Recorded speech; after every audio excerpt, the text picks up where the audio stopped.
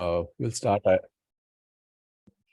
Hare Krishna and Pranam, dear devotees. So, welcome to this wonderful session by His Grace Suresvara Prabhu, who will be speaking on Srila Prabhupada, our founder Acharya, and celebrating Srila Prabhupada's unique and transcendental position in ISKCON, and as well as every follower's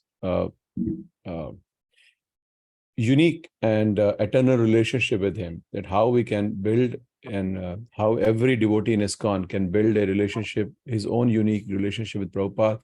So this wonderful seminar we will hear from His Grace Suresvara Prabhu. So we heartily welcome him. And before we start, I'll just give a small introduction about Prabhuji. His Grace Suresvara Prabhu, he joined Hare Krishna movement in 1970.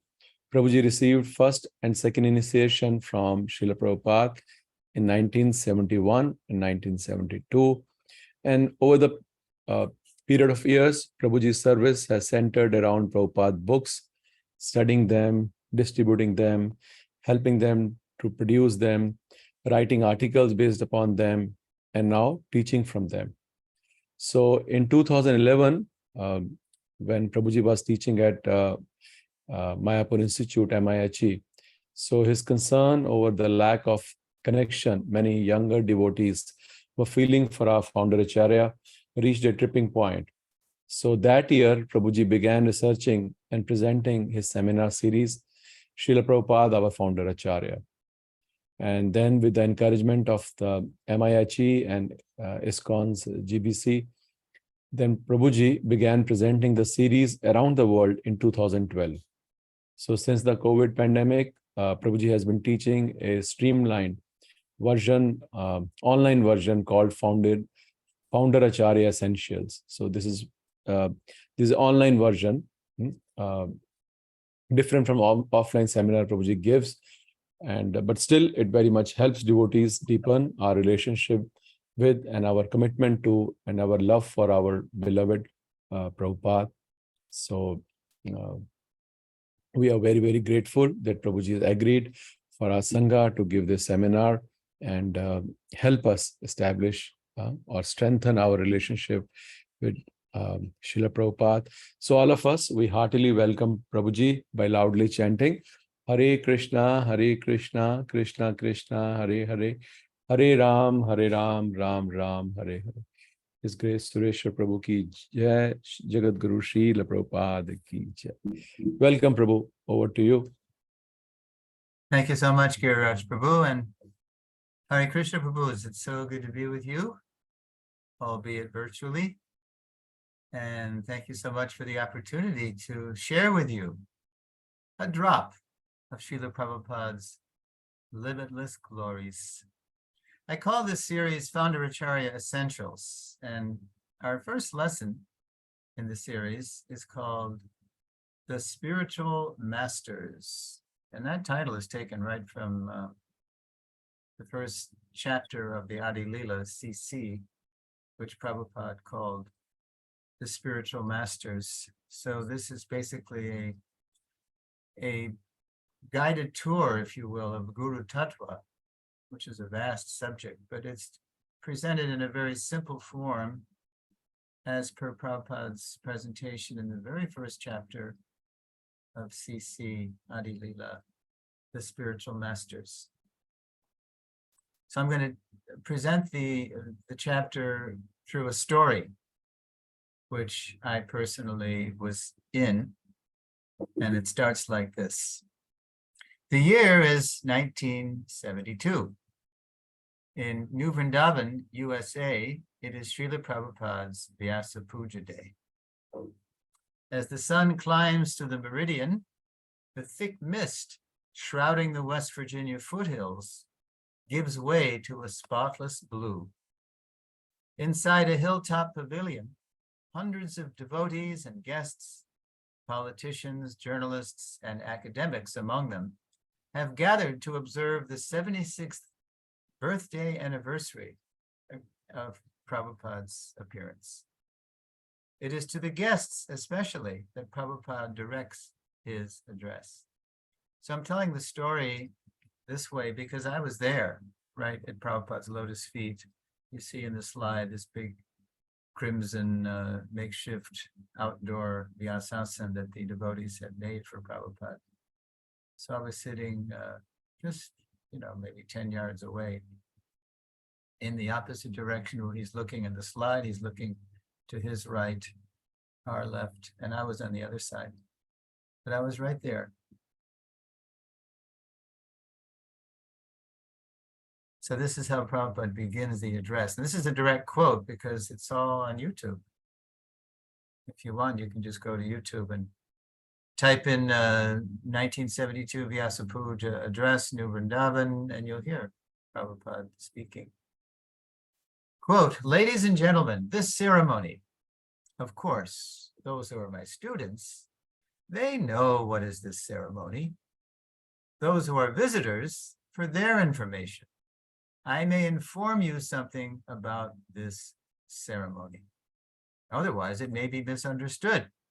An outsider may see it that why a person is being worshipped like God, there may be some doubt, unquote. Well, doubt indeed. In the 1960s and 70s, there's been a spike in the number of opportunistic gurus coming to the West, streamlining Vedic revelation to suit modern tastes and reaping the profits. To establish trust, Prabhupada begins to demystify, quote, the guru by connecting him to other gurus in, quote, parampara, a disciplic succession of authentic spiritual masters descending from Lord Krishna himself, the Supreme Personality of Godhead. The demystification continues. So here's more direct quote from Prabhupada's address. Quote, on the top of the mango tree, there is a very ripened fruit, and that fruit has to be tasted. So if I drop the fruit from up, it will be lost. Therefore, it is handed over after one, then it comes down. So all Vedic process of knowledge is taking from the authority, and it comes down through disciplic succession. You see what Prabhupada is trying to do here? He's trying to distinguish himself from so many self-styled gurus who don't have any real lineage. Or if they do, it disappears into some Mayavad mist, or they just made it up. So authentic guru is coming in line of a disciplic succession, traceable to the Supreme Personality of Godhead. Now, well aware of modern antipathy to authority, mistrust, or even hatred of authority, Prabhupada then compares the guru to that venerable American pedestrian, the mailman. Here's what Prabhupada said. No, Prabhupada, he doesn't say mailman, he says post-peon. Quote, just like a post-peon comes and delivers you, say, $100. So he is not delivering that $100. Your friend has sent you $100, and the post-peon's business is to hand over that $100 as it is, without any change, without taking $1 from it. No, or adding. No addition, no subtraction. His honesty, his perfection is that he delivers you that $100, which is sent by your friend. He may be imperfect in so many other ways, but when he does his business perfectly, he is perfect. Similarly, we receive perfect knowledge from Krishna through the agency of spiritual master.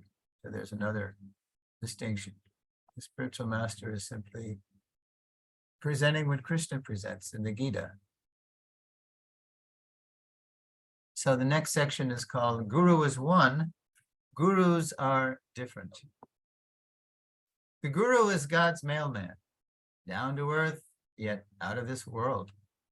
In this sense, all genuine gurus are one.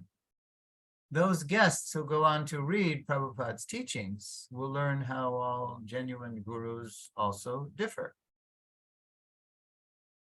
In the very first text of the Sri Chaitanya Chaitamrita, the definitive biography of Lord Krishna's golden avatar, Lord Chaitanya, Srila Krishnadas Goswami, Lord Chaitanya, Srila Krishnadas Kaviraj Goswami begins by offering his respectful obeisances to Gurun, Vande Gurun, it's plural, his many spiritual masters. In the book's introduction, Srila Prabhupada notes, quote, he uses the plural here to indicate the disciplic succession. He offers obeisances not to his spiritual master alone, who, by the way, was Lord Nityananda, none other than God himself, but still he offers his obeisances to all these to indicate the whole parampara, the chain of disciplic succession beginning with Lord Krishna himself, unquote. Later in the first chapter, text 35, Kaviraj Goswami offers his respects to, quote, my initiating spiritual master and all my instructing spiritual masters, unquote. Prabhupada comments, quote, a devotee must have only one initiating spiritual master, because in the scriptures, acceptance of more than one is always forbidden. There is no limit, however, to the number of instructing spiritual masters one may accept. Generally, a spiritual master who constantly instructs a disciple in spiritual science becomes his initiating spiritual master later on, unquote. Very important line, because it's just natural. The one who's giving the most shiksha becomes the Diksha Guru, because that's how Krishna is working through different people. And the one who's giving us that faith, that shraddha in the parampara and Krishna is naturally, we're going to want to hear more from that person. So that person becomes the Diksha. The last sentence indicates the normal, natural guru-disciple relationship sustainable over time. Although Prabhupada was uniquely empowered to spread Krishna consciousness worldwide within a few years, it is worth noting that he entrusted the thousands of disciples he was initiating to the care of his local leaders and senior devotees, because he was the only one. There was no other people around, bona fide gurus, when Prabhupada first came.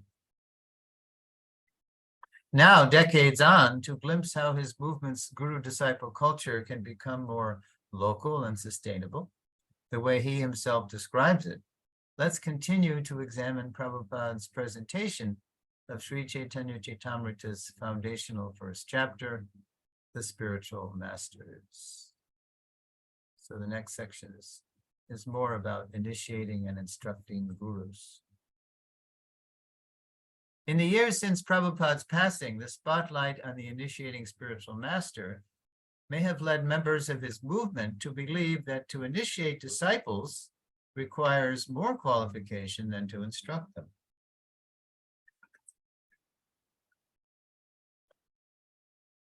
In his comments to text 34, Prabhupada disagrees. So the left text, left side of the slide, here we go.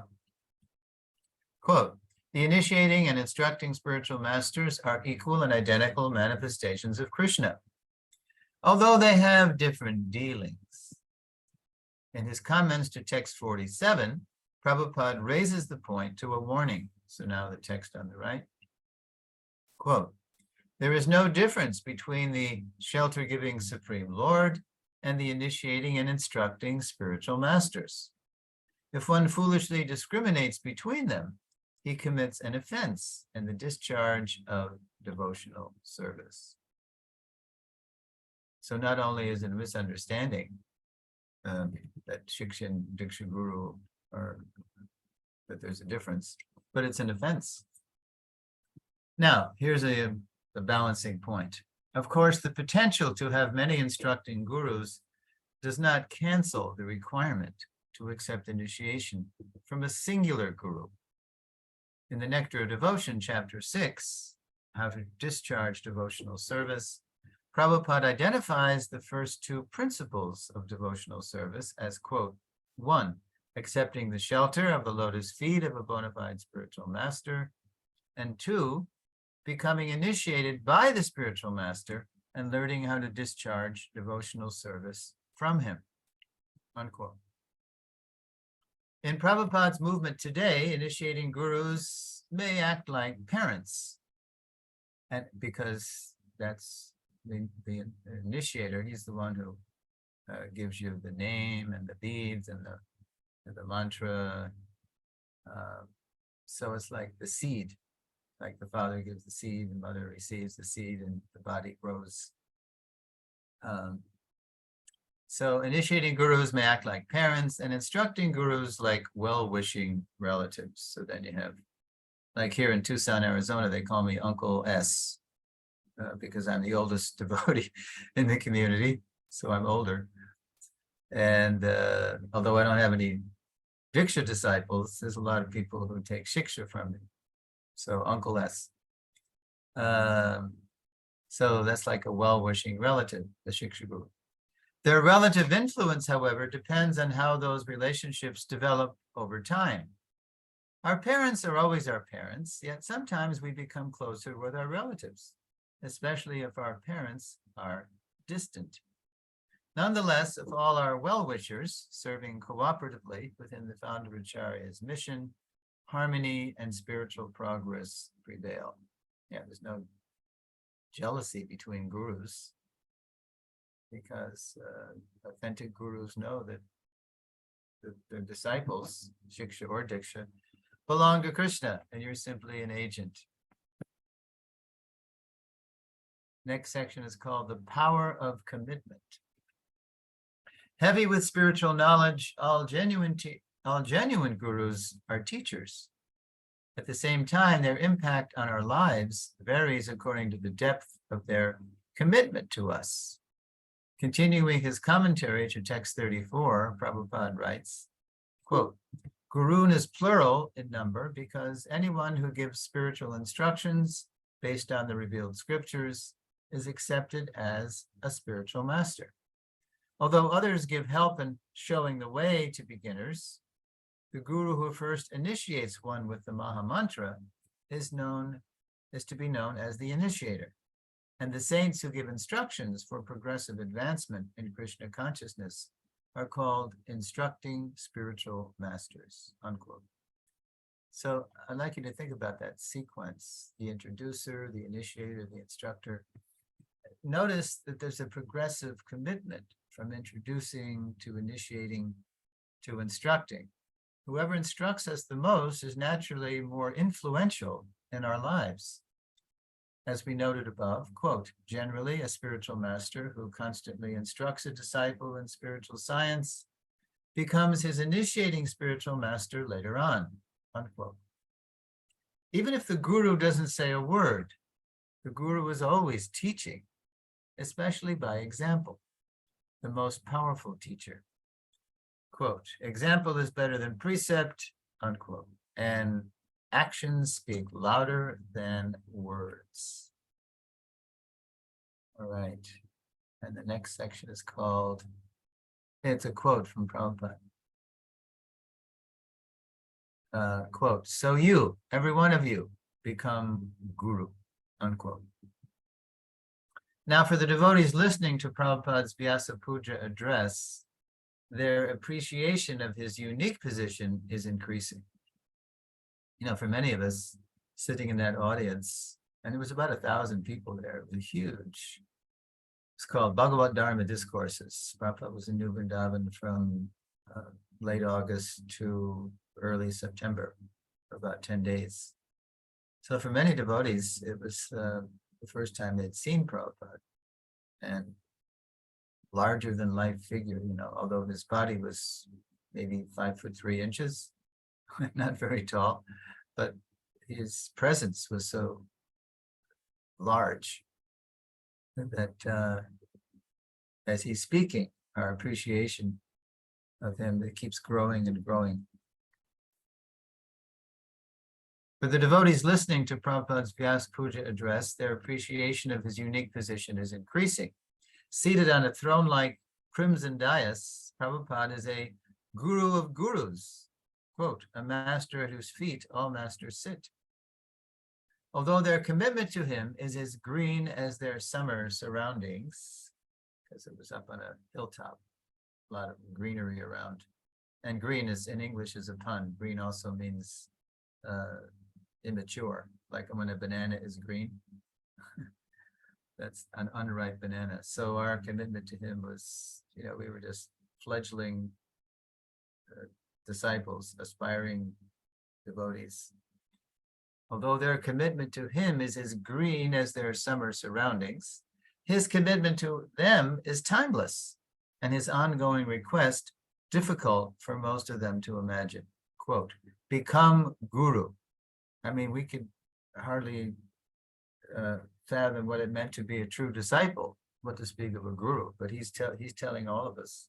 And Prabhupada always did this, like in 66, when he was practically all alone at the Bowery, and then 26 2nd Avenue. He didn't know how long he had to live. He was always saying, and please understand what I'm saying, and now you give it to others. Prabhupada's request is no other than the request of Lord Chaitanya himself. In the Sri Chaitanya Chaitamrita Madhya Lila, chapter 7, the Lord tells the Brahmanas, Kurma and Vasudeva, to chant Hare Krishna constantly, become spiritual masters, and preach Krishna consciousness, and liberate all living entities. The first sentence of Prabhupada's commentary to verse 128 says it all. Quote, this is the sublime mission of the International Society for Krishna Consciousness.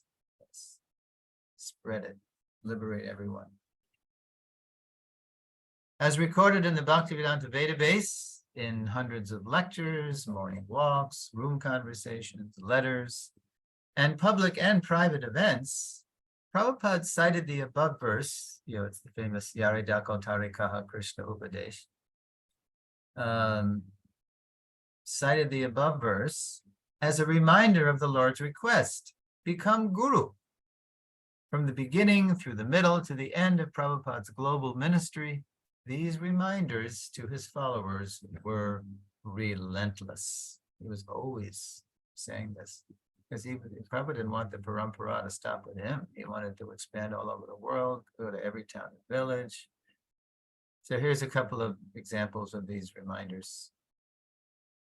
And this is from an early letter. Let's see, 3rd of January, 69, very early.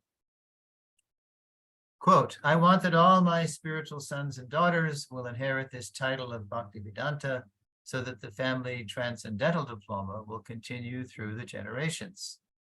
Those possessing the title of Bhaktivedanta will be allowed to initiate disciples.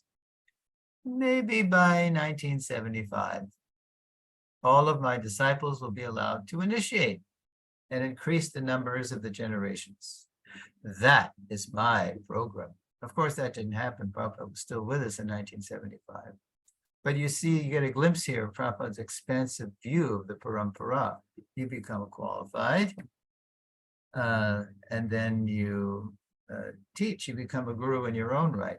Not to imitate the founder Acharya, but still, you can be what Prabhupada called a regular guru. And here's another quote.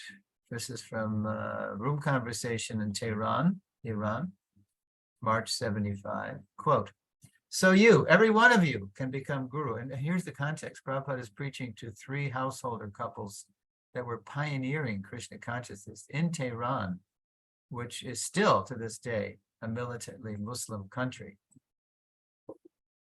Quote, so you, every one of you, can become guru.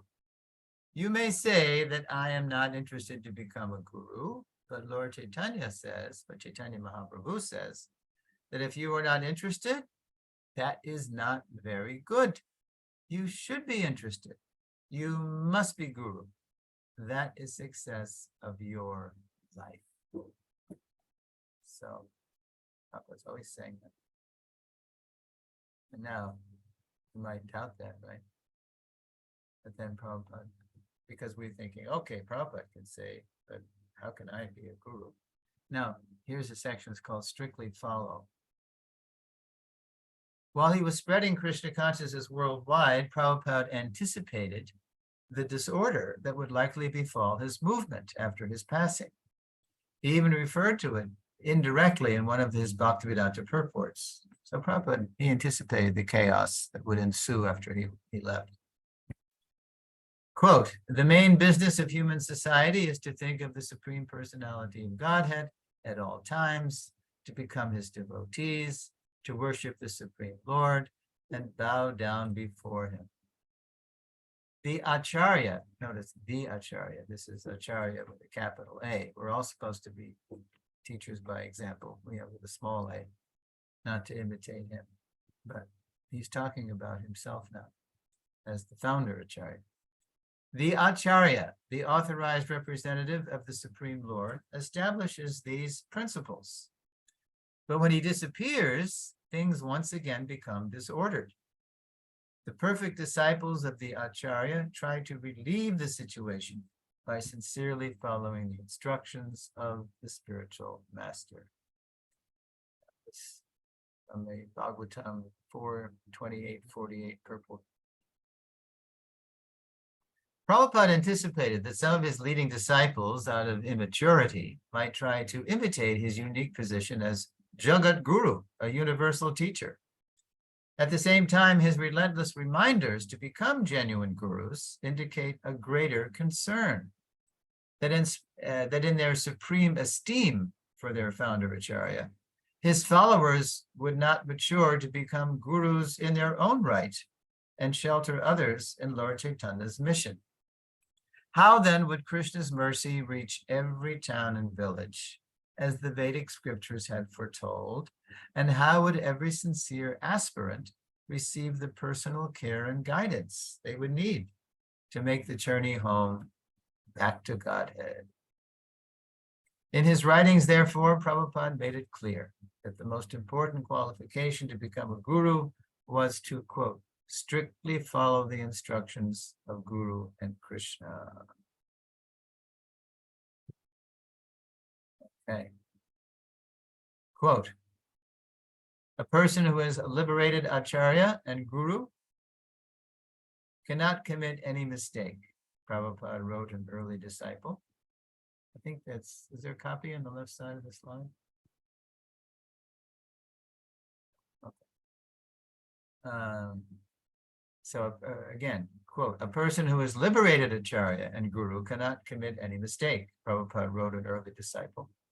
But there are persons who are less qualified or not liberated, but still can act as Guru and Acharya by strictly following the disciplic succession. Okay. So there's different levels of gurus, right? Liberated and non-liberated. That was from a letter to one of the first devotees in Montreal, Janardhan. He was a student at McGill University in Montreal. So one need not be a superman or a superwoman to be a regular spiritual master. Liberated or non-liberated, a guru is genuine if he or she, quote, strictly follows the orders of Guru and Krishna. By Prabhupada's reckoning, his movement today likely has more local gurus than its own members recognize. They simply need to be formally approached for guidance and formally encouraged to give it. As Prabhupada told his disciples in Hawaii, quote, we require many millions of gurus. That's the most expansive quote I've ever seen, either in the spoken or written word recorded from Prabhupada. Sometimes you see 10 million. He said at Mayapur, he said 10 million. And now he doesn't even put a cap on it. We require many millions of gurus. Okay. Finally, a slide. Oh yeah, there's the quote. Okay. Yeah. Well, Slide 7. I might have to adjust thing on the script here. Okay, yeah, there's the last slide. Pens scribbling, cameras rolling. So there's Prabhupada. He's looking in the direction that I was sitting now, about 10 yards to his left. Pens scribbling, cameras rolling. His American guests listen to Prabhupada close his Vyasa Puja address. As he looks into their eyes, Prabhupada is concerned that they've correctly heard and understood his message. So here's how he ends it. Quote, so this is the position of a spiritual master. Don't misunderstand that this person is sitting very comfortably and taking all honors and contribution. It is needed just to teach them how to respect the representative of God. This is the sum and substance of Vyasa Puja. Thank you very much. And thank you, Srila Prabhupada, for caring enough to come and rescue us. So, Prabhus, I would love to hear your questions and comments now.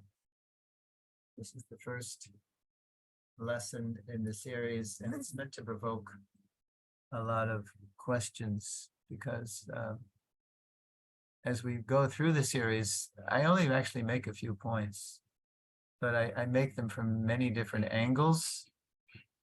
And so I'm curious what you think about the presentation. Hare Krishna. Hare Krishna, and thank you so very much, Prabhuji, for such an enlightening session. We are very thankful to you. So, devotees, please come forward and ask any relevant questions from what we have heard today. And the first session itself, Prabhuji, is quite, what should I say? Provocative. It moves us a little bit because mostly we see in our movement that the whole focus is on the Diksha Guru, not on the Shiksha Guru. And it is only in CC and these books we hear this course that instructing spiritual master and the Diksha Guru and the Shiksha Guru, they're the same platform. But how do we see, Prabhuji? Because in our day-to-day things, we see it is the local temple or the local devotees who cultivate a devotee, who take him from where he can take Diksha. And then suddenly something happens and one feels, no, now my whole loyalty, everything belongs to my Guru. And this is my culmination of all my sadhana. And now these guys who helped me, this was their duty. How do we see, Prabhuji? How do we keep that respect? That is my question. And that because as Indians, we are emotions, we are still not able to see, how can my, Shiksha Guru and Diksha Guru be same? And also, second part of the question, Prabhuji, I would like to ask is that how to understand this term, instructing spiritual master? Because there are counselors, there are Bhakti Vriksha leaders, there are so many, wonderful devotees who teach us so many things. Somebody is teaching us Mridang, somebody is teaching us Kartal, So how do we make this distinction that who is my Shiksha Guru?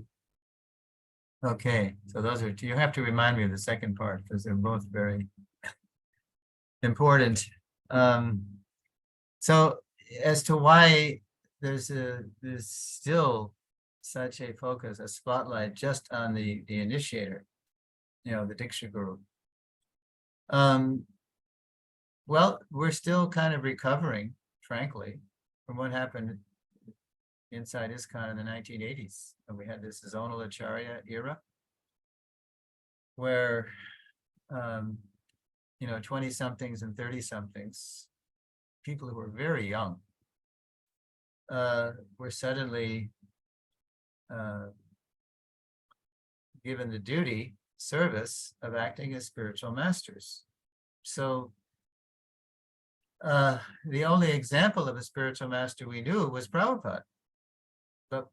But he wasn't just a spiritual master. He was a super guru. He was a Prabhupada. He was a master at whose feet all the other Prabhus sit. So in one sense, you couldn't, for the twin reasons of immature youth and also not knowing what else to do, but because Prabhupada himself would say, do as I do. But when he said that, he didn't mean to do things we weren't qualified to do. So he just meant that we have to Yare Dako, whoever we meet, Tare Kaha, tell them. Krishna Upadesh, tell them what Krishna says. Amara Gyai Guru Hanya, by my order, Tare Desh, save this land, save according to your capacity. We all have different capacities. So Guru is one, because Guru simply delivers the message of Krishna. But Gurus also have different capacities. You know, some can be the Guru of their family, Guru of their, you know, within a yatra, or, you know, but it doesn't matter, because as Lord Ramchandra told Hanuman, that little squirrel or spider, the story is told differently. He's doing just as much service as you, because he's serving to his full capacity by taking these little bits of sand off the boulders that we're throwing into the ocean. Yeah, so yeah, we're in ISKCON's history, we're still recovering from that spotlight just on the Diksha Guru, and it more or less, it was very bad, because people were imitating Prabhupada's position, accepting worship on the level of founder Acharya, and there had to be a consequence to that offense, and many of them, you know, fell or were taken out of the scene altogether by Krishna. Yeah. So you know, a real good point person for understanding this about Shiksha and Diksha is Bhanu Maharaj in Chennai, because he's chosen not to formally initiate, although he does now formally give Shiksha, if you're familiar with what he does in Chennai. And he's always bringing up this first chapter of CC, Shiksha and Diksha are equal identical manifestations of Krishna. And our whole parampara is a Shiksha parampara. And coincidentally, some of the Shikshas may be the Diksha of the next person, but mainly it's a line of prominent Shiksha gurus. So let's see, did that answer the first part? Yes, Prabhuji. Prabhuji, devotees may be little new. Can you explain little bit that what was the zonal Acharya system and how it harmed our movement? Yeah, sure. Yeah. So as Prabhupada was leaving us in 1977, he was gradually divesting himself, unburdening himself with all responsibilities, both managerial and in terms of initiations like that. So there were many conversations and letters, and Prabhupada, he knew his days were numbered, and that's why he went to Vrindavan. He was trying to help. You know, his last attempt to get his health back was when he went to Rishikesh in May 77. And that didn't work. So he told Tamal Krishna Maharaj and Bhakti True Maharaj, okay, if my days are numbered on the earth, I'm paraphrasing now, but this is what he was saying in gist, then we have to go to Vrindavan. Because Prabhupada told us to be born in Vrindavan is good, to live there is better, but to die in Vrindavan is best. So he was going there to pass away. But he knew that he had to really make sure that his disciples understood how to carry on the movement in his absence. So in May 28th, there was a famous conversation of what will happen after you leave, how will initiations go on, whose disciples are they? So Prabhupada was making it very clear that after I leave, the people that are now approaching me will be the disciples of Prabhupada. Initially, he appointed on July 9th, there was a letter sent out by Tamal Krishna Maharaj that Prabhupada was appointing 11 of his disciples to act as ritviks, to act as ceremonial priests who are initiating people on Prabhupada's behalf. They're actually Prabhupada's disciples because it's still only July, it's not November when he would leave. But then it was very clear from the earlier conversation that those disciples, that people who would approach for initiation after Prabhupada would leave, would be the disciples of the new gurus. And he appointed 11 people just to get the ball rolling, so to speak.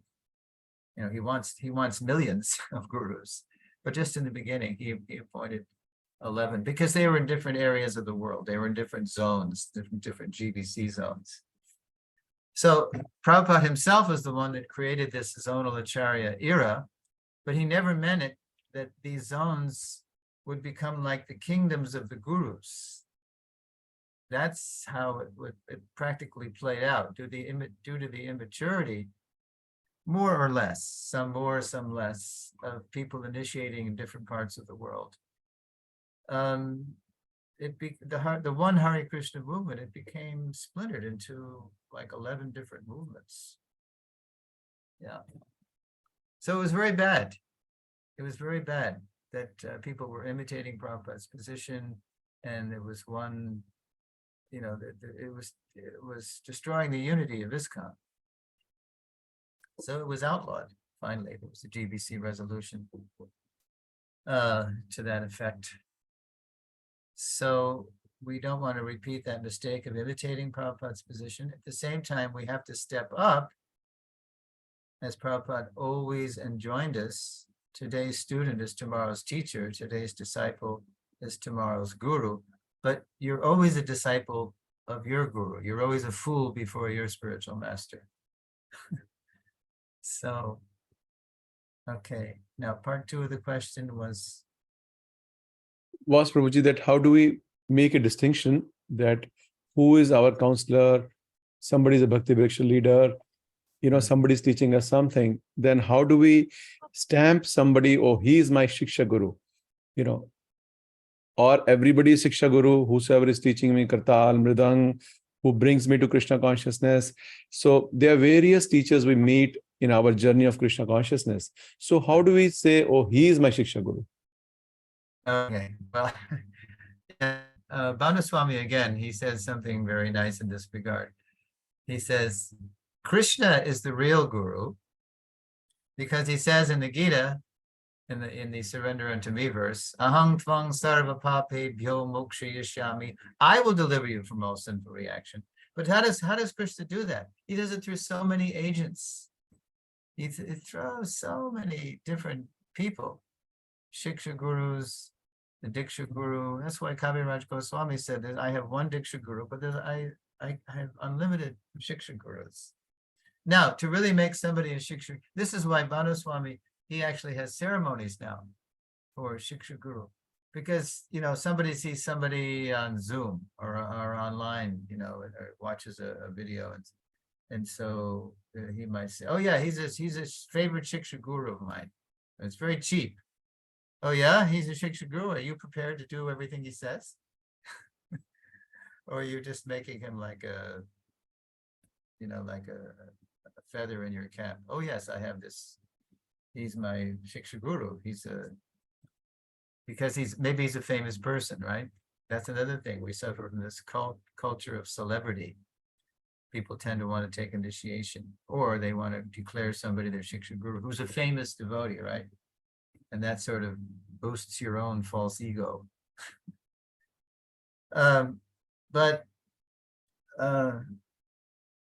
Krishna is the original, he's the real guru, but he brings us home through so many different people. And if we actually follow those people, if we follow their advice, then we can, you know, with a clear conscience say, yeah, they're a Shiksha guru. Yeah, so we have like Dronacharya, he was the Varna guru of the Pandavas. Domya was the priest of the Pandavas. But in the case of the Pandavas, especially Arjuna in the Bhagavad Gita, Krishna is directly their spiritual master. So it's an unusual case. But anybody who's actually delivering the message of Krishna and practicing what they preach, even if he's not a liberated Acharya, as Prabhupada said in that letter, he can act as guru. So, yeah, just as they say, it takes a village to raise a child in Africa, so it takes a parampara to raise a disciple. Even if somebody initiates somebody, they're not necessarily going to be, that initiator might not necessarily be available. Some initiators in our movement have thousands of disciples, tens of thousands of disciples. So, but if they're wise, they're advising their disciples to take good shiksha from their local advanced devotees, mature devotees. So, and if all these gurus, shiksha, diksha, introducer, like Prabhupada, he had his introducer guru to somebody who didn't even join the Gaudiya Mutt, Narendranath Mullik. He said, "Oh, Abhay, you must come and see this sadhu." Abhay, "Oh, I've seen so many so-called sadhus.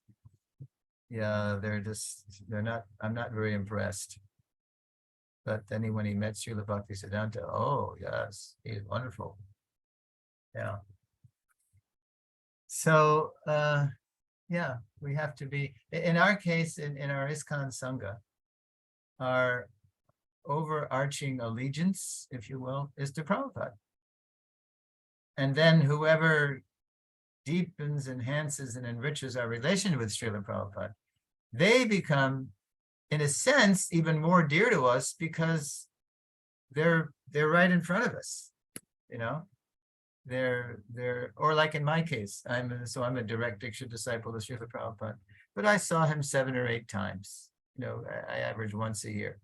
But I have so many Shiksha gurus, more advanced devotees, disciples than I. When I depend on them, their Shiksha, for me, deepens my relationship with Srila Prabhupada. So we should take that, whoever does that, whoever deepens, enhances our relationship with the founder Acharya, is very dear to us. And we should take advantage.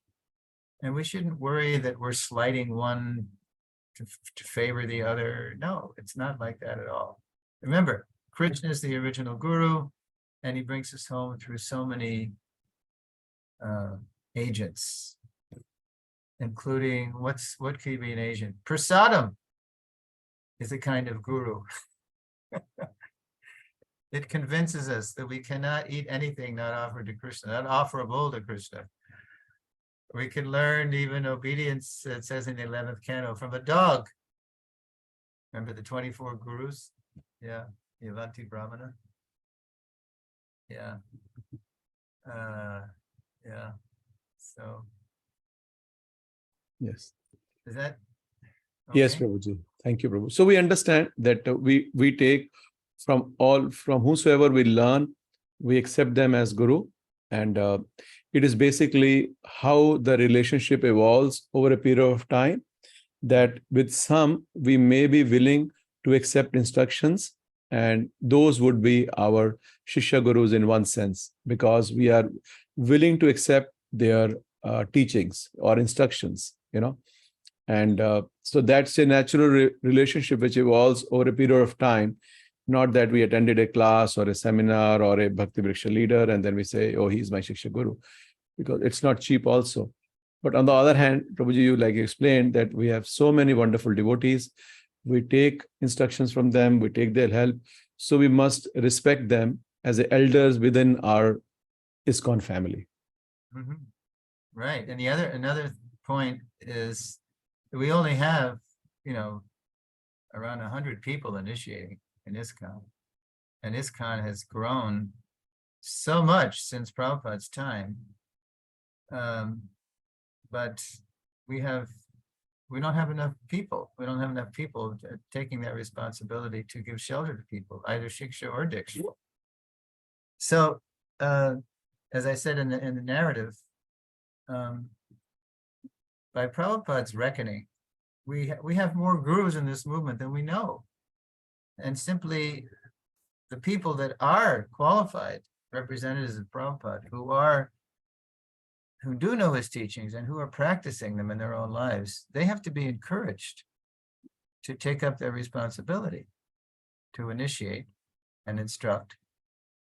And then the people, local people, have to be encouraged to approach them. Not that it's only a handful of superstars, right? A handful of celebrities that you can approach. And then once you take diksha from some celebrity, then all of a sudden the reverence you have for the people who've been bringing you along all these years, somehow it goes away, or it's an impersonal idea, actually. So we need more people stepping up to do that service.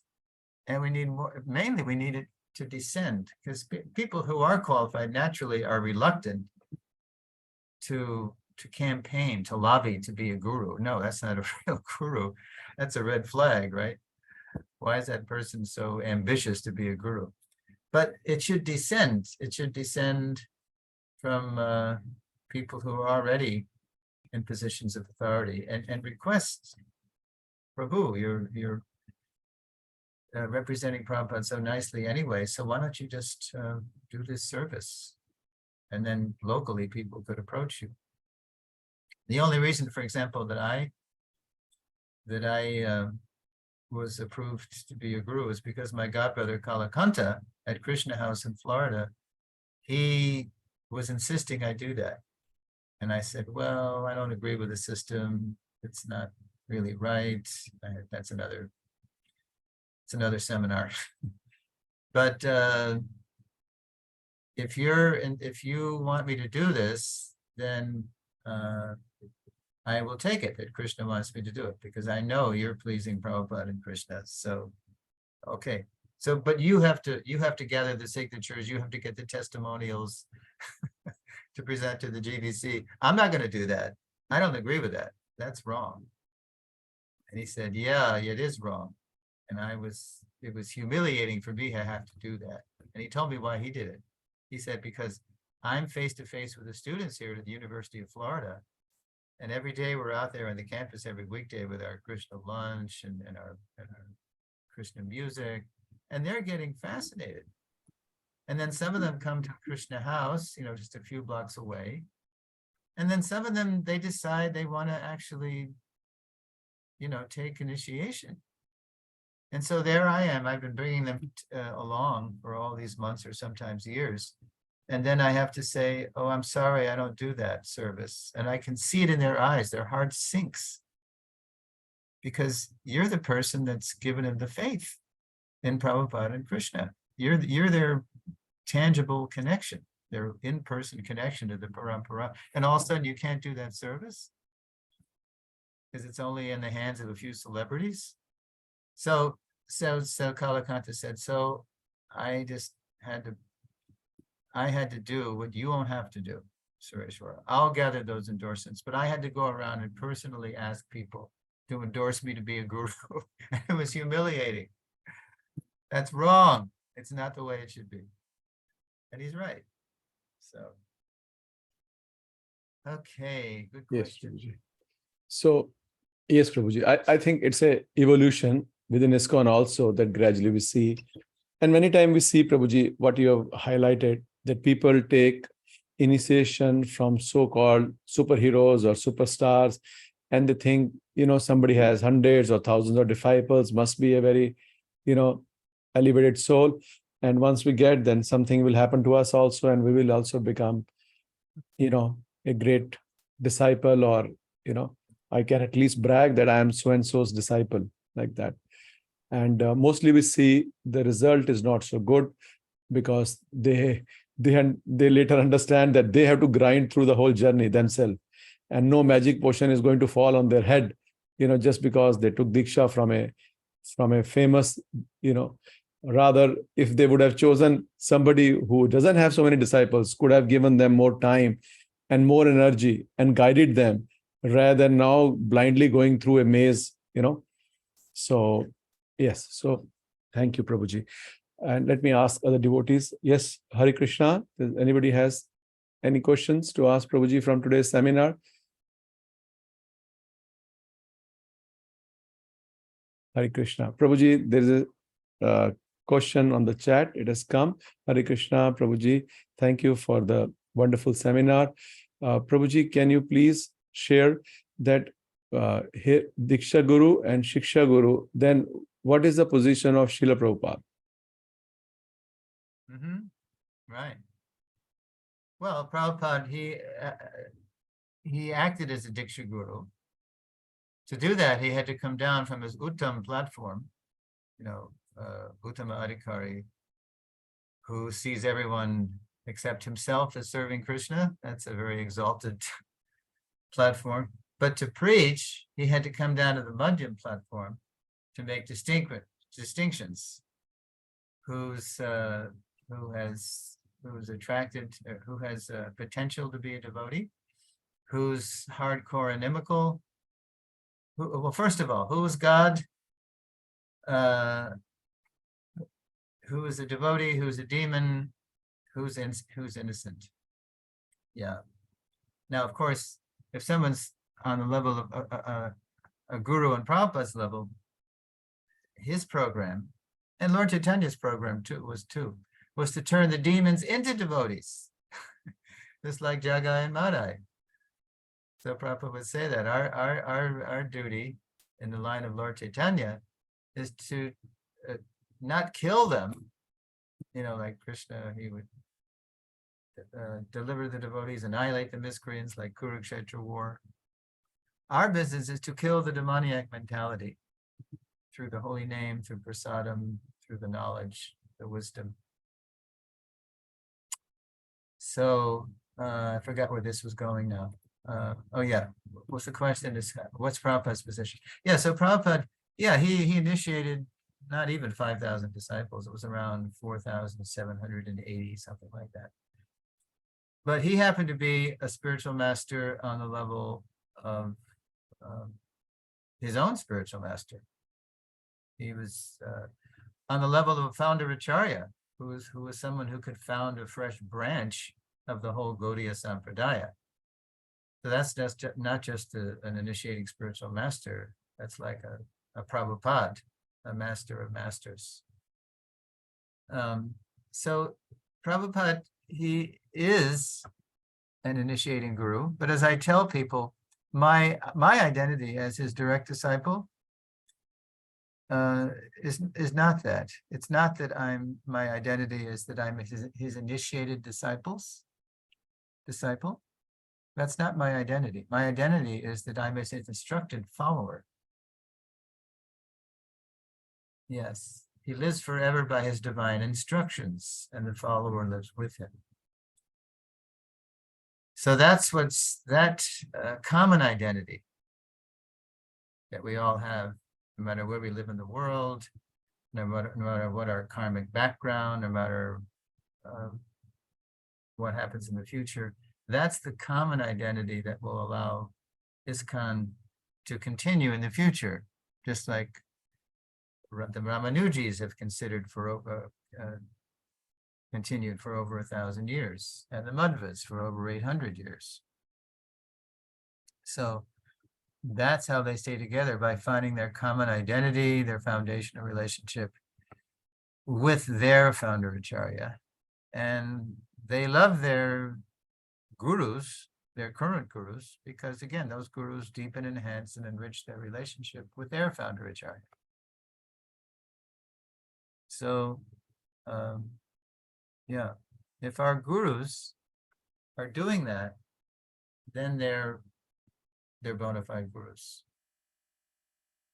If they're deepening our connection with Prabhupada and the whole parampara, then that's what it means to be a bona fide spiritual master, a Diksha Guru or a Shiksha Guru in this kind. Is that clear, or is there anything else you'd like to know about that Prabhupada's position vis-a-vis Shiksha and Diksha Gurus? They are writing, thank you, Prabhuji, it's clear. One more question has come, Prabhuji, on the chat. Hare Krishna, Prabhu, Dandavat Pranam. Thank you for the wonderful lecture. Prabhuji, you explained in the lecture that ours is a Shiksha line. So can you please explain what does it mean? Hare Krishna. Sure. Good question. So it's a Shiksha Parampara. Srila Bhaktisiddhanta, he called it a Bhagavad Parampara.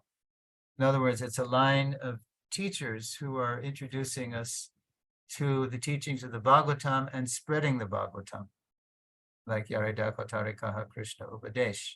It's not simply a line of initiators and initiated. And this is one reason why Srila Bhaktivinoda Thakur, who received Diksha from one Bipin Bihari Goswami, this is why Srila Bhaktivinoda, over time, he became closer to Sripad Jagannath Das Babaji Maharaj, because the understanding of the Parampara from Babaji Maharaj was Shiksha, and that's not what Bipin Bihari Goswami thought. He never, Bhaktivinoda Thakur didn't disrespect him when he started hearing more from Jagannath Das Babaji Maharaj. But he simply naturally became more attracted to Babaji Maharaj, because Babaji Maharaj, he was the, what do they call it? Vaishnav Sarvabhauma. He was actually the chief amongst all the Vaishnavas. He lived a long, long time too, from the 1700s into late 1800s. So it was on this point of the nature of the parampara, and also the actual birthplace of Mahaprabhu, that Bhaktivinoda Thakur became more inclined to Jagannath Das Babaji Maharaj, who confirmed what Srila Bhaktivinoda Thakur's research was, that Mahaprabhu was born not on the Navdvip side of the Ganga, but on the other side, what we call Mayapur or Antardvip. And so when by studying ancient maps and talking to old sadhus, when the Thakur became convinced it actually happened on the Mayapur side, he took Babaji Maharaj, Jagannath Babaji Maharaj, to the spot. And as you know, you probably know, miraculously, the Babaji Maharaj, who was being carried in a basket, he jumped out of the basket. Yes, Haribol, this is the spot, this is the spot. This is where the tree was, you know, the neem tree. Yeah. So now I've forgotten the question. What was the question again? Krishna. Prabhuji, question was, what is the Shiksha Parampara? What is the Shiksha line means? Yeah, the Shiksha. So it's the line of teachers and teaching. So we're teaching the Bhagavatam, and it's less concerned with the ritual, like from the Pancharatrik, you know, Pancharatriki Vidhi. There's Pancharatriki Vidhi. You can read about this. I'll give you a solid reference. You read about this in Bhagavatam 1-18. Nashtaprayeshva Badrishu Nityang Bhagavata Sevaya. And Prabhupada in the purport talks about two kinds of Bhagavats, the person Bhagavat and the book Bhagavat. So so there's the line of Pancharatriki Vidhi, which Narada Muni gave, and he gave which actually became a primary source for Sanatana Goswami too, when he gave his Hari Bhakti Vilas, of how to perform the you could say the rituals of bhakti, or even the externals, you might say. So yeah, it's a Shiksha Parampara or a Bhagavad Parampara. And Prabhupada also said his real initiation was not the ceremony with Bhakti Siddhanta. Here's a good example. Prabhupada met Srila Bhakti Siddhanta, as you probably know, on Alta Dunga rooftop in Kolkata in 1922. He didn't take formal Diksha until 33 in Allahabad, but Prabhupada said the real initiation was when Srila Bhakti Siddhanta asked him to spread Krishna consciousness all over the world, which he'd hardly even, you know, hadn't even met him yet. He just met him. But Srila Bhakti Siddhanta was so, in hindsight, Prabhupada said that was the real initiation, because it was all about spreading the teachings. That is what's in our line. That's the real essence of our parampara, is spreading the parampara. Is not just keeping it for ourselves, but spreading it to others. That's the special flavor of the Gaudiya parampara, especially in ISKCON. So, yeah. Is that clear? Hare Krishna. Yes, Prabhuji, the message has come. Yes, it is clear. Thank you. Hare Krishna, devotees. So do we have any other question? Please raise your hand, or we can post in the chat like you've done. And also, I'm inviting everyone to write this. We can also correspond. I'm an email guy, so you can always send me an email and ask me more questions, because sometimes it's hard to formulate a question on the spot. So that door is open, and Prabhuji has my email, so he can give it to you. Thank you, Prabhuji. Hare Krishna. So we had a wonderful first seminar. So we are looking for the next 9 seminars, one after another. Prabhuji will open one chapter after another. Hare Krishna. And help us establish a stronger relationship with our dear Srila Prabhupada. So we are most thankful to Prabhuji for giving us time, his association. Because of this online thing, now it has become easier to get association of senior devotees like him. So we heartily thank from the bottom of our heart to Prabhuji for this wonderful seva and giving us kind association. So by loudly chanting, Hare Krishna, Krishna Krishna, Hare Hare, Hare Ram, Ram Ram, Hare Hare. His Grace Suresvara Prabhu ki jai, Jagat Guru Srila Prabhupada ki jai. Hari Bol. Hare Krishna. Thank you so much. Thank you. And I welcome you in my inbox. Hare Krishna. Hare Krishna. Hare Krishna.